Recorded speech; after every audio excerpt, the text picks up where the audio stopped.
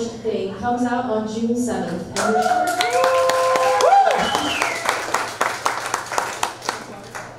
And her short stories can be found in Berkeley Fiction Review, Swink Magazine, Poor Claudia, Coal City Review, Forest Avenue Press, and elsewhere. Along with Margaret Malone, she hosts the art and literary event series Share. And her book launch will be at Palestinian Books on June 12th.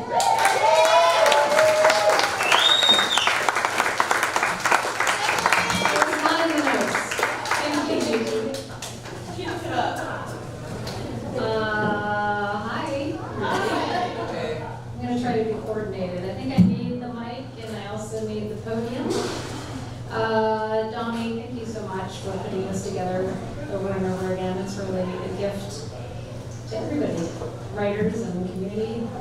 All right, I'm going to try to alter myself into a 16-year-old, which is a stretch for a 49-year-old. But all right, so this story is, part of being 49 is 14-point height and molasses. All right, so I want to get situated because sometimes during our reading I end up kind of like this. So, all right, this is called Stealers. I'm considering the turkey socks, doing a look around to see who's watching when I see this kid, freaky little kid over in toys staring me down. His hair is old man white, like one of those albinos, except his eyes aren't pink. I'd fucking scream if his eyes were pink. The kid picks up a toy rifle and aims it at me. I fake bullet to the arm, pick up a scarecrow and shoot him dead. He doesn't drop though, just stares. Bet his mom's that lady I saw in face paint. Probably left him in toys and said, stay here and be good while mommy loads up on pretty. He looks like the kind of kid a mom would want to lose. The Christmas aisle's just a big fuck you to Thanksgiving. Turkey's got no fight against old man Nick. I could go for some peeps right now, but I don't feel like devoting that much coat space to marshmallow. Just for kicks though, I slip a chocolate elf up my sleeve. In the random shit aisle, also known as aisle 4, we've got your fake flowers, your plastic pom-poms for the sluts to be, your summer crap clearance items, water wings and penguin sprinklers. If I had my puffy coat, I'd totally swipe that spinning penguin. Never know when you might need water wings though. I lean in and do the reach up high with my right while I snag a pack with my left and slip it down my coat. Biggest thing I ever stole was a hairdryer. Next biggest thing was a box of light bulbs. My friend Kurt got caught stealing a keychain, just some dumb little keychain. But nobody thinks a girl wearing a purple headband's gonna steal, even if it's their own crap band I nabbed last week. Big aisles got your mama's little elf bibs, your package for Santa diapers. I can hear the kids' feet running down the other side. And there's his head peeking around the corner. I stick a baby bottle in my mouth. Isn't my best material. But still, he could have given me something. The kid's mom's nowhere in sight. Mom like that, she gets shit canned. I grab a little prince's toothbrush and make like I'm sliding it up my nose. At least that gets a laugh out of him. Pantyhose, curling irons, creams for the bearded lady. Don't need any lipstick, already reached my goal. Got every shade of Maybelline lined up on my dresser. Mom never asks how I got them. I don't even wear lipstick and she still doesn't ask. I put a cake pan on her pillow one time and she didn't say anything about it. No way that kid could ever rob a bank with those squeaky ass shoes. We come to the end of the aisle at the same time. I say, yeah, and he runs back the other way.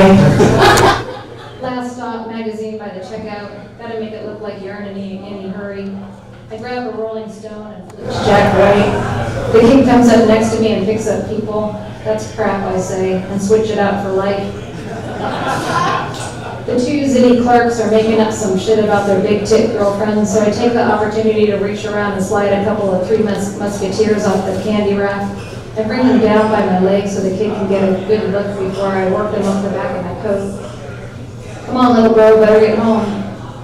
The clerk stopped talking and watched us walk out the door, kid on my heels, grabbing at my coat like a starving puppy. Jesus, pull your britches, will ya? I walk easy until we clear the window. The kid back there yapping the whole way. One for me, one for you, right? Where are we going? Are you a robber? We turn the corner and duck behind the garbage bins outside Zanzibar. Which one's mine, the kid says. He says one of them's yours. Maybe they're both for me. I unwrap his first and hand it to him. He eats it the proper way, chocolate first. You don't say thank you when somebody gives you something? You didn't pay for it. Okay, give it back then. Thank you, he says, barely says, but I let it pass. While he rolls some inside fluff into a ball, I unwrap mine. That's when the screeching starts up. Saul, Saul, if you're hiding from me. Kid's up shit creek and we both know it. He starts to stand up and I grab his shirt. You got plenty of time. What the hell kind of name is Saul? He lets some melt off his fingers. Solomon. Solomon? It's not funny. Okay, shh, keep it down. I look around the den, make sure she didn't hear. You aren't pretty. My mom's pretty. She wears lipstick. Yeah, we'll marry your mom then. The hollering is getting quieter and quieter. Dumb bitch turned the wrong way. The kid stops licking and looks at me. I don't know where I live. I keep peeling away chocolate, but no big deal. I'm thirsty, he says. Great, go swipe us some Cokes. That shuts him up at least, but he's still staring a hole through my nose. I stare back until he goes back to his fluff. A pigeon comes by and looks at us a while until he figures out we're pigeons too and goes hopping off after some guy with a bag of bugles. If I was that pigeon, I'd fly up and snag one right out of his hand. Is she coming back? Why would she, I say. I thought he meant the bird. Kid starts chewing on his sleeve like it's got a nougat center. You shouldn't do that, you'll ruin it. Plus you need the elastic or shit'll slip out. You're a stealer, aren't you?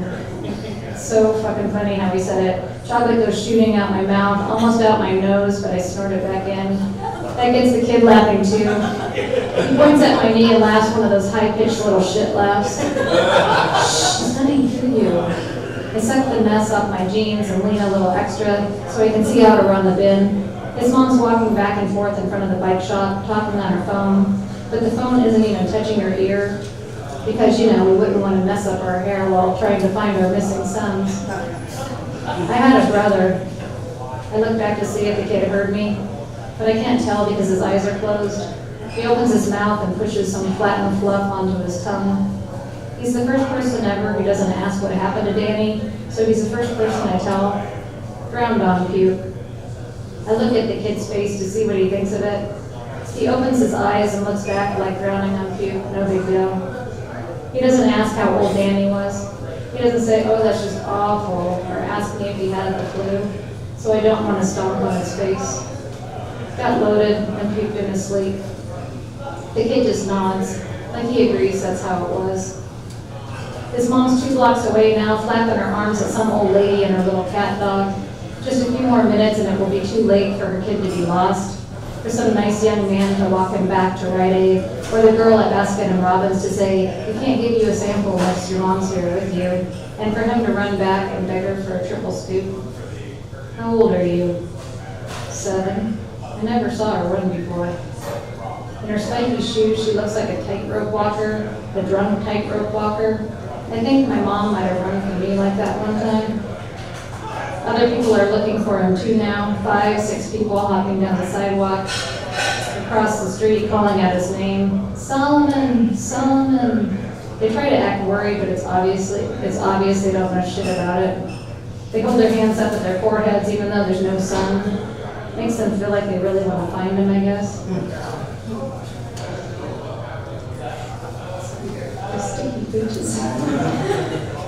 At first the siren is just a meow.